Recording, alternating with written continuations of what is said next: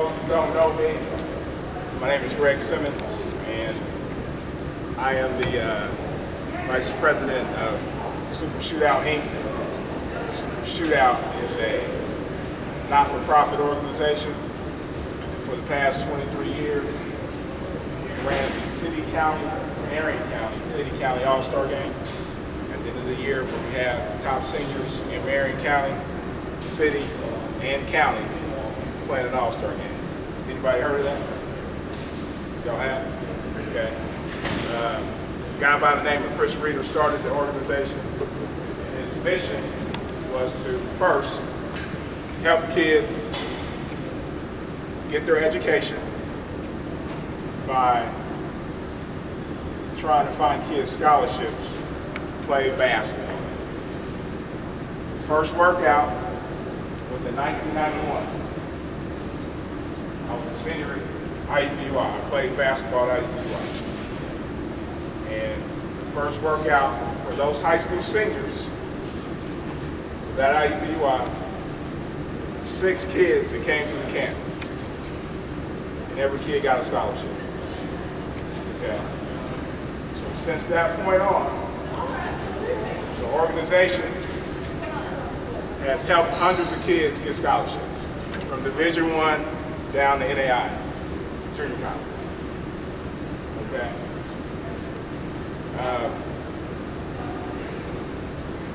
This year is the first year we've done this. This year is the first year we've had a preseason workout. Okay. Normally we have a postseason workout for seniors who haven't signed yet, so unsigned seniors. Okay. This year is the first year we have this preseason workout. And our mission is to try to expose you guys to the recruiting process. Because some of you guys probably don't know what that is, right? And number 2, we want to expose you to college coaches. Division I, 2, 3, NAI. Everybody can't play Division I, right? Right? But there's places for you guys to play. And our mission is to help you guys do that. If you want to play college basketball, who wants to play college basketball? Everybody in here wants to play college basketball. But do you guys know what it takes to play college basketball? You think you do, right? Everybody wants to play. But when it comes down to it, do you have grades? Do you have the SAT, ACT scores? And are you scared to leave home?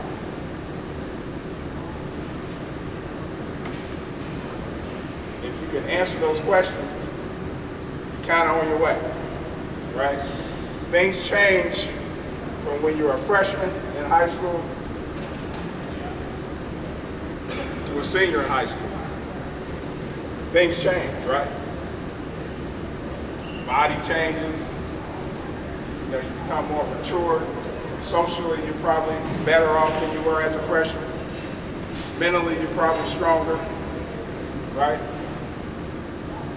So things you think about as a freshman in high school, probably won't think about those things as a senior in high school. Things change. So that's the one constant that stays the same, that things change. Things don't go according to plan always. So you have to make adjustments, right?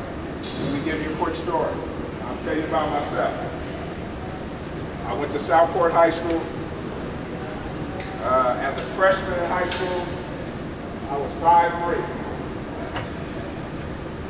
I was a 5'3", scrawny dude. I played 3 sports. I played baseball, basketball, and football. So as a freshman in high school, I decided to quit playing football. I thought I was too little. And I wanted to concentrate on baseball and basketball. So I was good at both sports. But the one sport I was really passionate about is what? Basketball. So I wanted to pursue my passion, I wanted to follow my passion, and I wanted to play basketball. So, as a freshman, I'm 5'3". Vern Trey, wave your hand. Vern and I went to high school together, and we both played basketball together at Southport and IUPUI. So as a freshman, I'm 5'3". As a senior, I'm 6'3". So I grew 1 foot in that 3-year span, 4-year span. So things changed for me a little bit, right? But the one thing happened was I didn't really get recruited. Nobody really wanted me. That's what I thought, right? Some of you guys are in that boat. How many seniors I got? 3, 4? How many juniors? How many sophomores? Freshmen? Be honest. I know you're getting it. I know you're awful.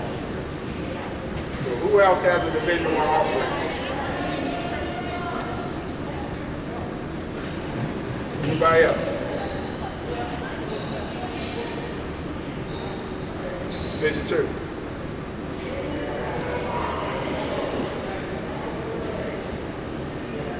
Division 2. What school?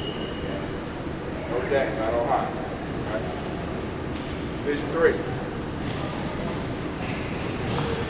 NAI. None of that. Right? So the question becomes, and this was my dilemma as a senior in high school, what do you do? How do I get recruited? What things do I need to do to make sure that I play college basketball at any level? The glitz and glamour at Division I. Everybody sees that on TV. They see the Big 5 conference, the Big 10, SEC, Big 12, Pac-12. But they don't see the Summit League or the Horizon League or the Patriot League or the Northeast Conference or the WAC. You guys don't see that, right? And it's a very thin line between those lower Division I teams and the top Division II NAI teams. It's a very thin line. And who can tell me the difference between them? If IPFW, y'all know where IPFW is? Where's IPFW? Fort Wayne. Indiana, Purdue, Fort Wayne. IPFW played Indiana Wesleyan. Anybody know about Indiana Wesleyan? Who y'all know about Indiana Wesleyan? Got invited to a camp. Indiana Wesleyan is probably the top NAI Division II basketball team in the country. Coach Greg Conover at Indiana Wesleyan does a great job. If IPFW played Indiana Wesleyan today, it would be a close game. I'm not saying that Indiana Wesleyan will win. I'm not saying they will lose. But it will be a close game. And the difference is this. Somebody tell me the difference. You had to guess the difference between IPFW, who's a Division I team, and Indiana Wesleyan, which is NAI, Division II, because NAI has 2 divisions. What's the big difference? Speak, somebody. What is it? School size has a little bit to do with it, but that's not why they would be competitive on the court. I'm talking about the players that both teams have. What's the difference?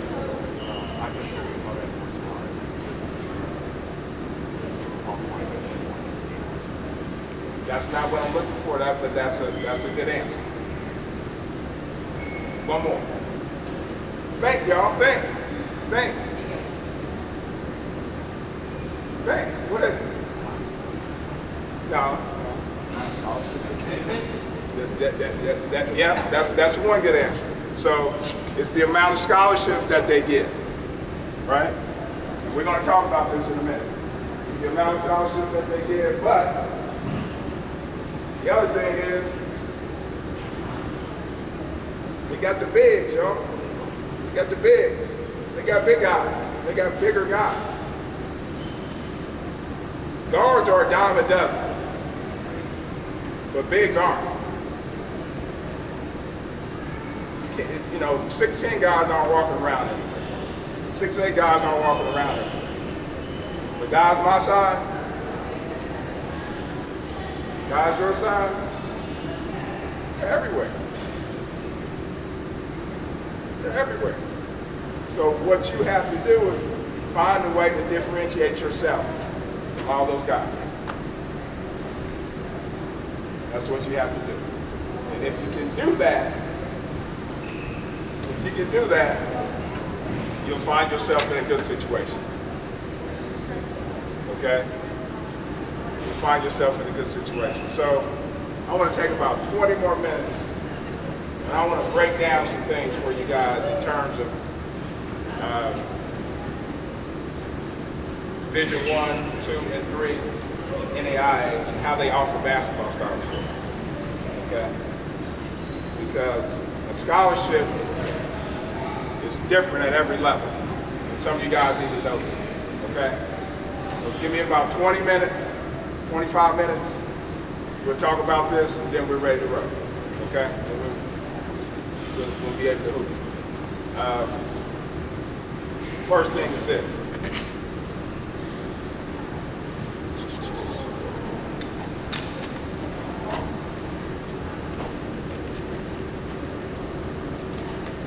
I'm going to throw some numbers up here.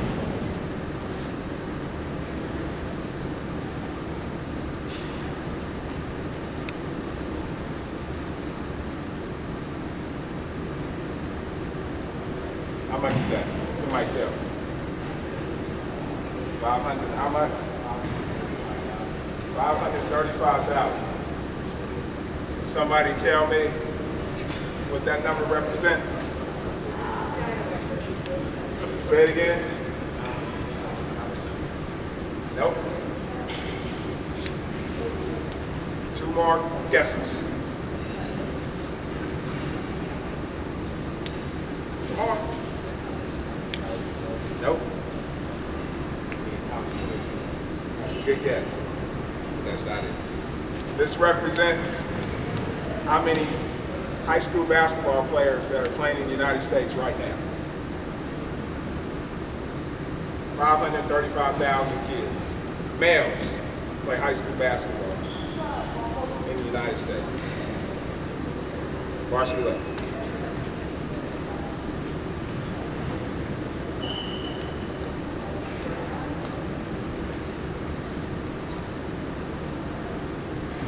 What's that number? Nope.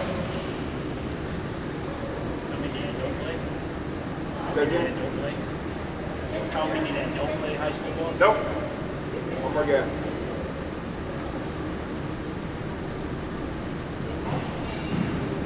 One more. Come on.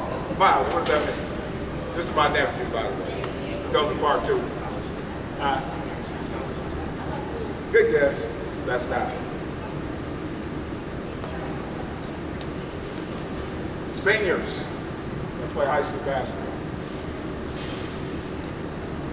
Seniors that play high school basketball.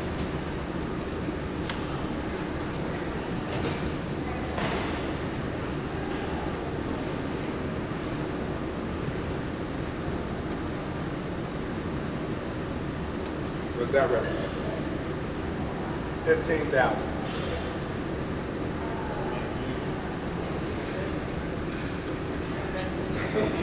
Anybody else got a guess?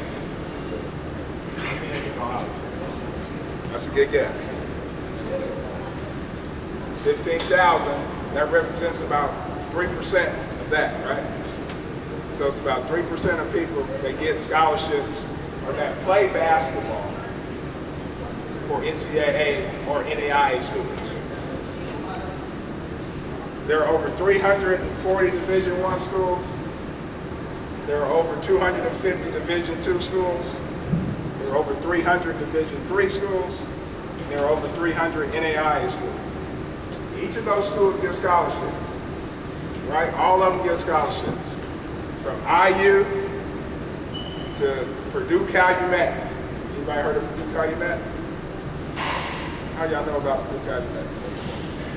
Baseball? How you know about Purdue Calumet? Okay, all right. So Purdue Calumet is a school located in Hammond, Indiana. It's an NAIA school, Division II, NAIA. Okay. So this number represents how many kids in the United States will play next year. That's not a lot out of 535,000, is it? It's not a lot at all. So the question is, what's the question? How do you get in that 15,000? How do you get a scholarship, right? How do you get a scholarship? So let's talk about this real quick.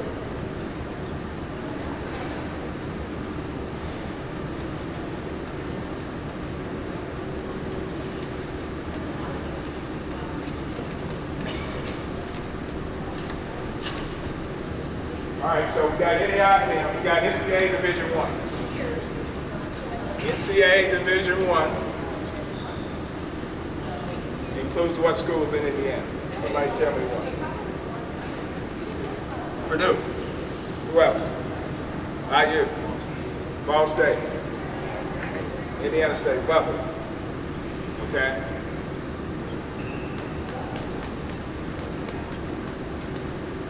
Notre Dame. I got to include IUPUI since I went there, right? So if you get recruited by a Division I school, and they offer you a scholarship, what does that mean? The education is paid for, what else? Okay, so what does that include? Keep going, keep going. Keep going. Keep going. Keep going. Books. Keep going. That's good. That's really good. Anybody else? Can anybody else tell me? Anybody else? What does a free scholarship mean? What does that mean? You're on the team already. Yeah, that's a good point. But what else? No more guesses? So if you get recruited by a Division I team and they offer you a full-ride scholarship, that means your tuition is taken care of, your room and board is taken care of, tuition, books, fees are taken care of, any fees that are associated with them, okay? Tuition, books, room and board, and fees. Each Division I team has how many scholarships to offer? Changes every. Who said that? How does it change? You may not have that many scholarships. Right, exactly. So it changes from year to year, but the maximum amount of full-ride scholarships they can give is how many? Come on, y'all. Let's go. Y'all know this? You gotta know it. How many? Nope. One more guess. How many? 13. 13 scholarships. And they're full rides. You're gonna hear something in a minute that I'm gonna try to have you guys kind of figure it out. But Division I schools get 13 full ride scholarships. So if they ask you to come, it's covered. Now if they say, hey, Trevor, I want you to be a walk-on. I want you to be a preferred walk-on. What does that mean? What does it mean? You got to pay for school, but you're on the team. When you get in the clock, you probably won't get no clock. You get to practice, you get all the gear, but you're still paying just like everybody else. Right? So Division I, 13 scholarships, 4 rides, that's it. Division II.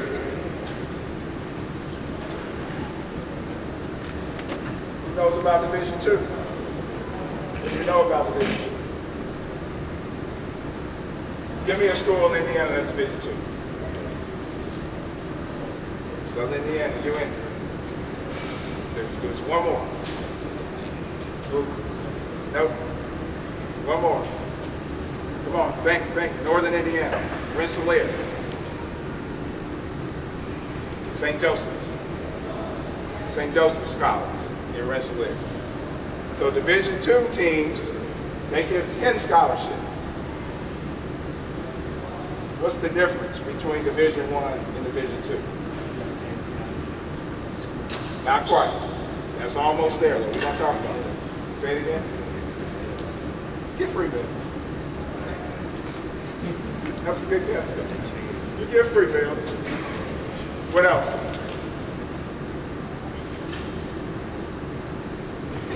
Ten and 13, right? Division I gives 13. Division II gives 10 scholarships. What word am I leaving out? 4 rides. So this is where grades come into play, for real. Now grades come into play at Division I because you gotta have the right amount of core classes. Who know what core classes are? You guys don't know what core classes are? You gotta have the right core classes and the right core GPA. It's not about your cumulative GPA. You throw that out the door. It's about the core classes and the GPA you have in those cores determine your scholarship. Your core determines where you could go or where you have to go. Right? So at a Division I level, you got to have your core classes, but depending on your GPA and your SAT, ACT scores, depends on your initial eligibility. And if you don't qualify, what happens?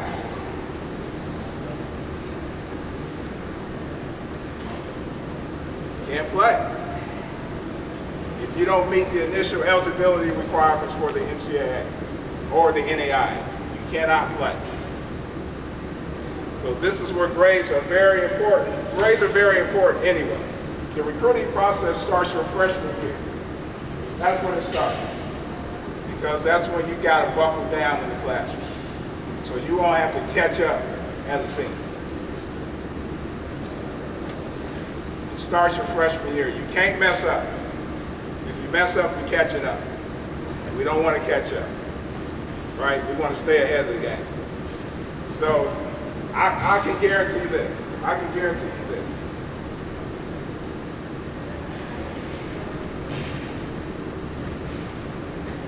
We got 4 or 5 seniors in here. We got 1 big-time recruit. By the time you guys are seniors, everybody wants to play D1, right? Everybody has that, that dream. I had it too. Everybody wants to do that. I'm not saying you shouldn't pursue your dream. But I believe the majority of kids will be in this area. From here down. Division 2, 3, NAI. I'm just keeping it real. And there ain't nothing wrong with that. Nothing wrong with that at all. Nothing wrong with it. So Division 2 gives 10 scholarships. And how they determine those scholarships, they give some full rides. I know the coach at University of Indianapolis very well, Stan Gerard. He gives full rides, right? He gives you a full ride. $35,000 a year. That's what it costs to go to UN. He'll give that to you, but he ain't giving everybody that. So they give scholarships based on GPA and SAT scores. What they try to do is split the two. So if you're good athletically and you're good academically, the chances of you getting a full ride scholarship is pretty good because you're going to get half and half. Right? You're going to get 15,000 academic, 20,000 athletic. You combine the two, and you get a what? You get all your education paid for. That's Division II. In NAI, they do the same. NAI it has two divisions, 1 and 2. NAI Division I gives 11 scholarships. Division II gives 6 scholarships. Who knows what the NAI stands for? Anybody know that? Has anybody heard of the NAI? Nobody knows what it means? National Association for Intercollegiate Athletics.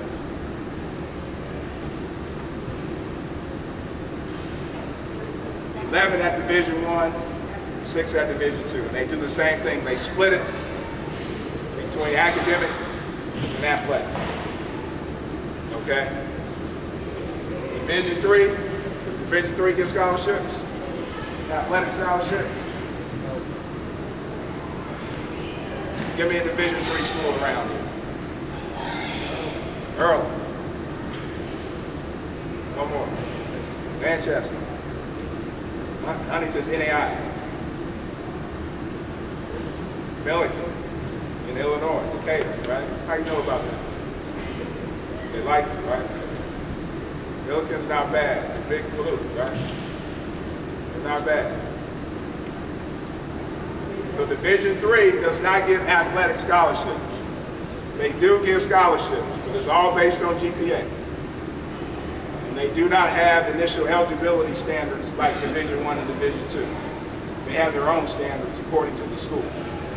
Division III schools are really high academic schools for the most part, right? You got to have high GPAs and high SAT scores to get in most of those schools. Okay? Any questions? Been doing all the talking. Any questions? No questions? Nothing. Come on, somebody got a question. I'll give a donut to the person with this question. That's not the question I was looking for, but my day is going well. No questions? Come on, y'all. Anything about what we just talked about? Say you started at That's a good question. That's a good question. That's a great question. So his question is, if you start at Taylor University is the NAIA school, and you want to transfer to where? If you want to transfer to Kent State. Kent State's what? Kent State's D1 in what conference?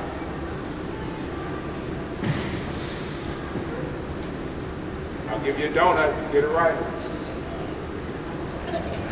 Come on, y'all. Come on. The back. There you go. You got a donut. It's out there on stage. It's out there on stage. It's in the back. Kent State's in the back. So, and there are kids that do that. There are kids that go from NAIA to Division I. And that's a possibility. So, your question is what?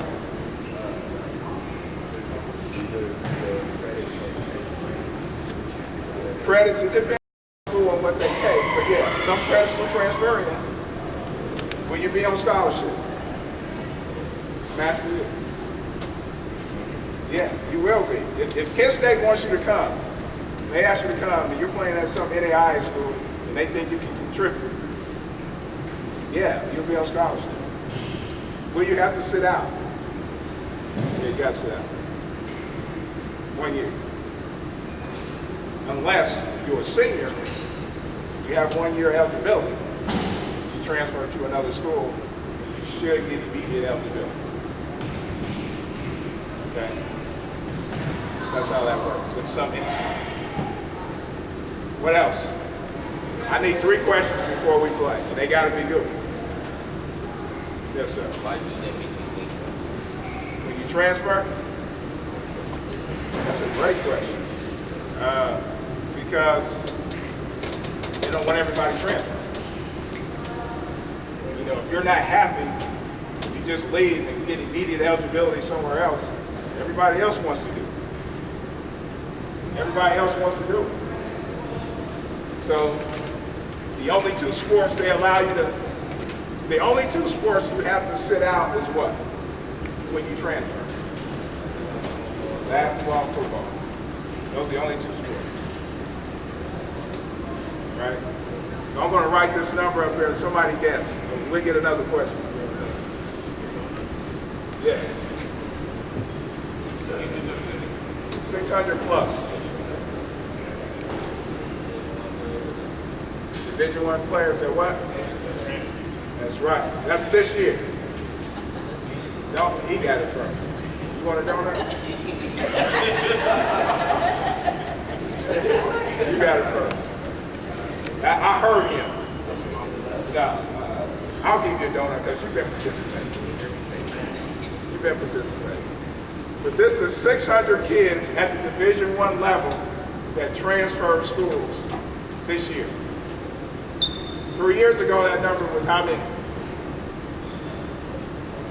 400. 400. 3 years ago, that number was 400. It's 600 now. Why? Because what? People are happy because of what? What else? What else? They made the wrong decision when they made it. They made the wrong decision. There's several answers, right? There's no right one answer. There's no right answer, but there's several right answers. But for the most part, these kids are transferring because might be a better opportunity somewhere else. Coach is gone, closer to home. You said it? I thought you said it. Closer to home, I'm down. But the majority of these kids are leaving because they made a hasty decision. They made a decision where they probably regretted it a little bit down the line. And they want to leave. They want to get out of that situation. Right? A scholarship is year to year. Now, schools are trying to change that. You know, these big conferences are trying to say, hey, if we offer you a scholarship, it's good for 4 or 5 years. But today, if a coach says, hey, Miles, I do not want you next year, you gotta go. It's that letter of intent is not binding from year to year. I mean, for 4 years. It's from year to year. And it's an evaluation every year. So if that coach don't want you, holla. You gotta go. And that's the majority of these kids that are in that boat. You gotta make the right decision. That's all I'm trying to say.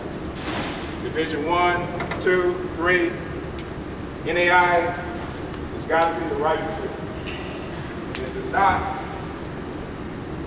you'll be in this boat. Now, if you include NAI and Division 2 and Division 3 and all this stuff, it's probably 800 kids in that. Okay? 2 more questions. Yes, sir. What are the ranges for like GPA and HB scores? Great question. Great question. Great question. Great question.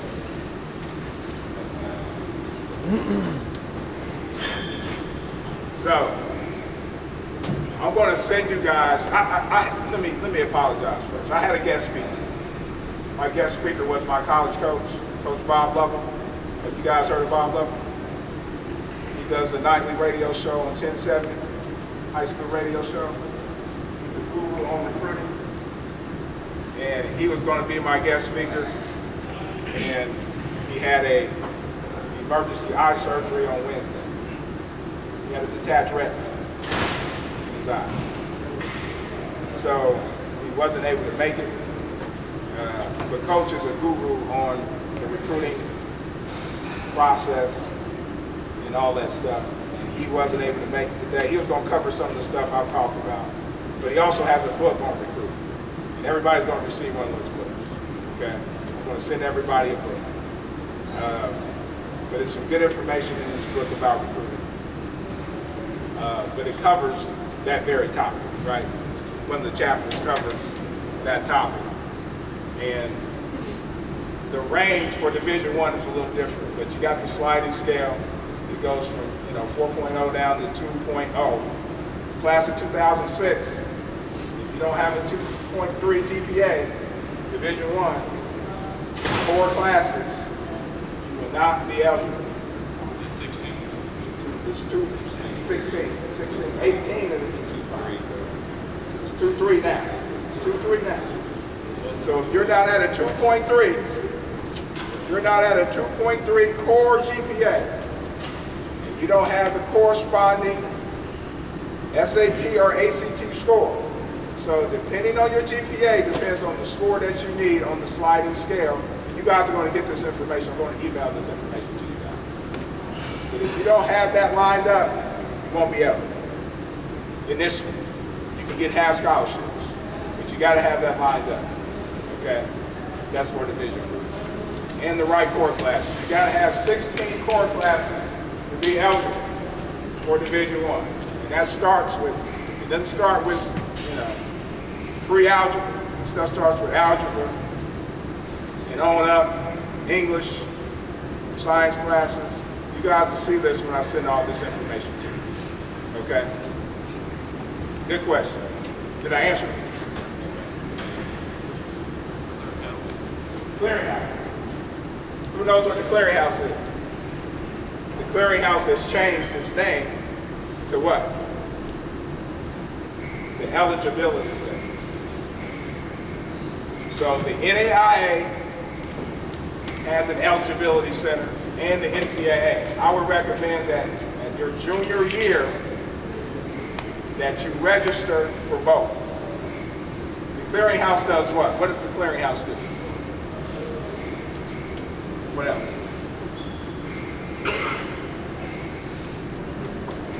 Sorry, good answer. The clearinghouse really determines the classes that you've taken if you're going to be eligible or not, right? It determines your core GPA and some other things. But you have to register your junior year. Okay? That's the clearinghouse. The NAIA has it, and the NCAA has it. One other thing I forgot to cover. Division II and NAIA, they have eligibility rules as well. The NCAA Division II, you gotta have a, what, a 2 point, anybody know? What is it? 2.8. That's too high. What is it? You got to have at least a 2.0 and an 860 or 18 to be initially eligible. So you guys get those numbers. The 2.0 is what? GPA core. And 860 is what? SAT score. And 18 is what? ACT score. ACT score. You got to have those to be eligible in Division II. But in 2018, Division II is going to the sliding scale. So they're just going to be like Division I, sliding scale. Okay? So you got to have the corresponding GPA and the corresponding SAT score. NAI is the same way. You got to have 2 out of 3 categories in the NAI. 2.0, top 50% of your class, and 860 or 18 to be eligible for NAI. Okay? One more question. Come on, one more. Bing. We're in class. I know some of y'all. Question. Yeah. Is it a correct statement that coaches will not communicate with you, do not have your eligibility number, or are not registered? Is that correct? It could be. Depends on the coach. But most coaches want to make sure that you've already done all that stuff before they start the process. Obviously, when you're a freshman, you're not going to do that much on the phone. Probably about email and texting and all that stuff. But for the most part, they want that stuff done. Like, that's not a wrong thing. Good question. Any parents have any questions?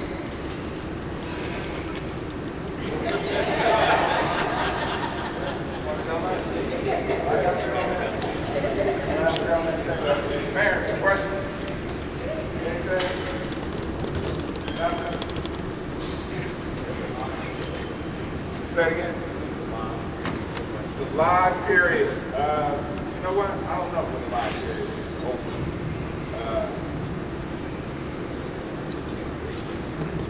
Do y'all know about that? Well, so you got 4 periods that coaches can, you got non-contact period where they can't do anything. You have an evaluation period where they can check you out. You have a live period. What's the other one? But there are 4 periods. And during those periods, they can visit you, and they can evaluate, or they can't do anything, right? But the NCAA has changed its rulings to where they can text and email at any time, right? So they can do that at any time. If they get your information, they can text you and all that stuff at any time. It wasn't like that a couple of years ago. They just changed it last year or the year before, okay? But the information I'm going to send you guys via email will have all that, okay? It's going to have all that info. Eric. I'm going to answer the question I'm about to ask you. I'd like to speak to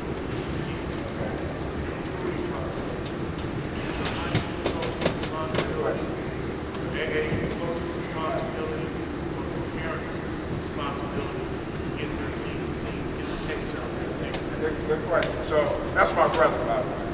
He's my middle brother. I'll take him a room for it. That was a good question. So his question was this: whose responsibility is it to help you find a school to play for? Is it your high school coach? Is it your AAU coach? Or is it your parents? Or is it up to you? Who says all of them? Who says AAU coach?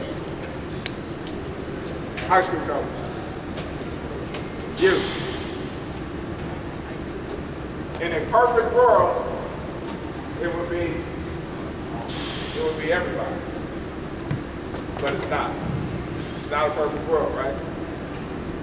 So the responsibility is on you.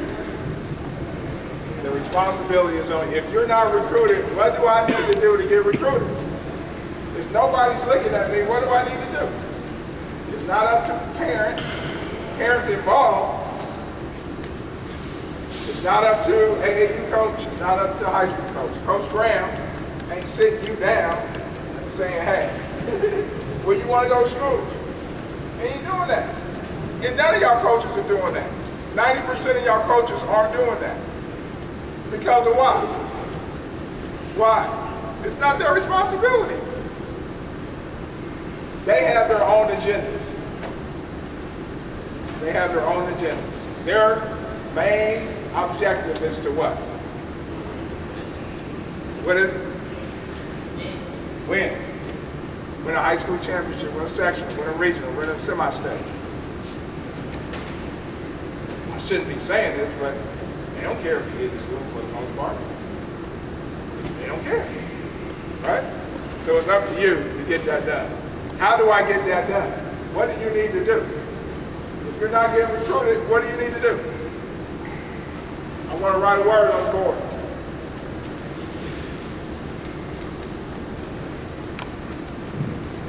What does that mean? What does that mean? Take initiative. Where you go to school? Where? Oh, yeah. Be smart. I live in Carmel. We go to Carmel, so be smart. If y'all live in Carmel, you're not smart.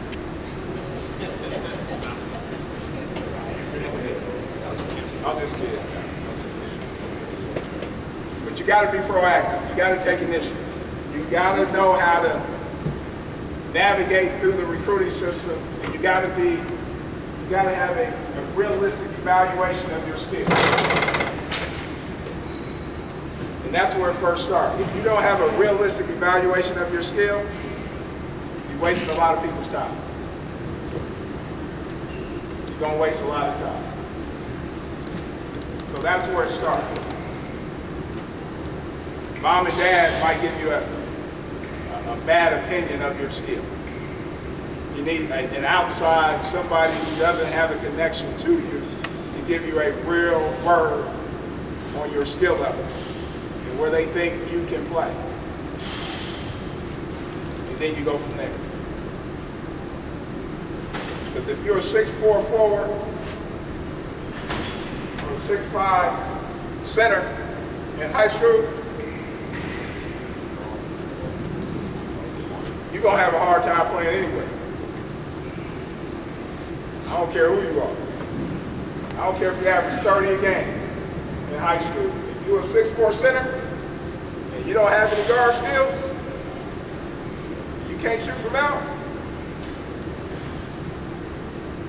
you're going to be paying for your education. So my point is this. If your coach got you in the post of 6'4", you better work on some skills outside of practice to build your skill set.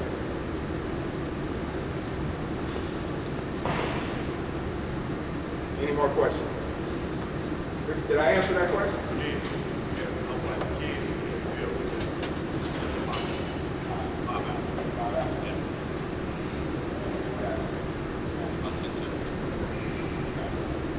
One more question. One more.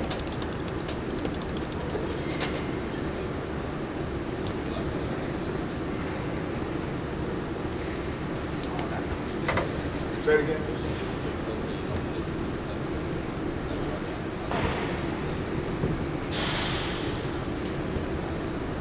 So you're saying, so your question is, if you're part of this group and the coach asks you to leave, what do? You got to be proactive in trying to find another school. And being proactive is this. I have another company outside of this, right? It's called KentuckyHigh.net. And I try to help kids find scholarships. And I've done a pretty good job thus far, right? So in what I try to do, I try to have kids stay ahead of the game, being proactive, and trying to find a scholarship. If nobody's recruiting you, nobody's seeing you play, how are they going to see you play? What do you need to do? What else? No, Trevor, if no one's seeing you play, what do you think you need to do?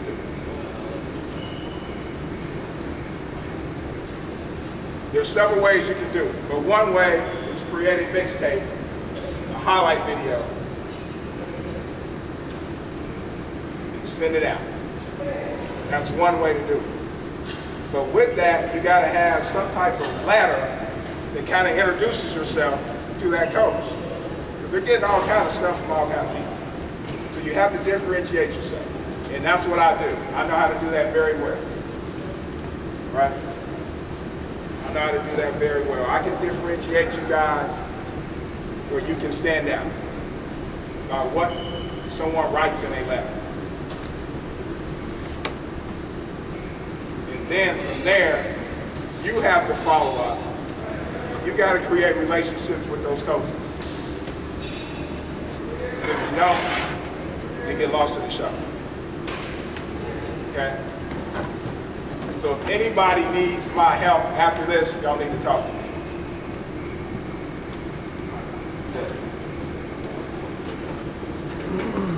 Okay, good question. Great question. Who been teaching you? Huh? Okay, all right. So his question was, what's the difference between unofficial and official visits? Anybody know? Well, you can take official visits when? When can you take official? Say you're here. You take 2 as a junior. But how many do you get total? You get 5 total. You get 5 official visits. You can take as many unofficial visits as you want. Because why? There you go. Unofficial visits not paid for by the school. Official visit is. That's the difference. That's a good question. So I don't care if UCLA is recruiting you. If they want you to come out for an official visit, they'll fly you and one of your parents out.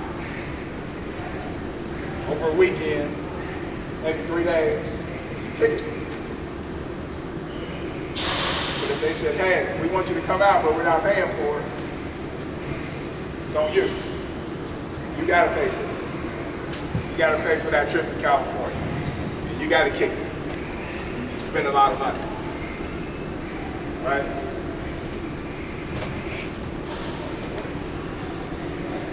What else?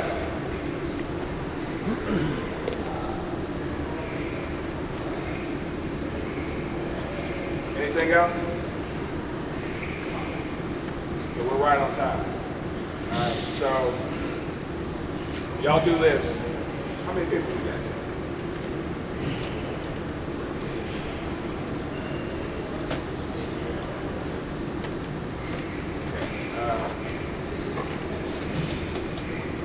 Let's do 5 minutes. 5 minutes.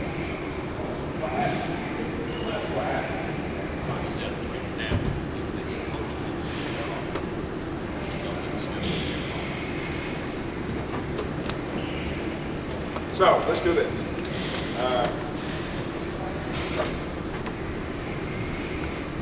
Let's spread out on both courts. We're gonna get loose. We're gonna stretch out, and it's gonna take about 10 minutes to do that. And then my guy will be here. Then he's gonna take you guys to do a workout. Okay? So we're gonna do some skill stuff, and then we're gonna play 5-on-5. Everything's being recorded. Everybody's gonna get a video. Everybody's gonna get a book from Coach Lovell, and everybody's gonna get some information on the stuff we talked about today. I'm going to email all that stuff to you. And I'm also going to evaluate each one of you guys and give you guys a report. Okay? So you guys can have that. All right?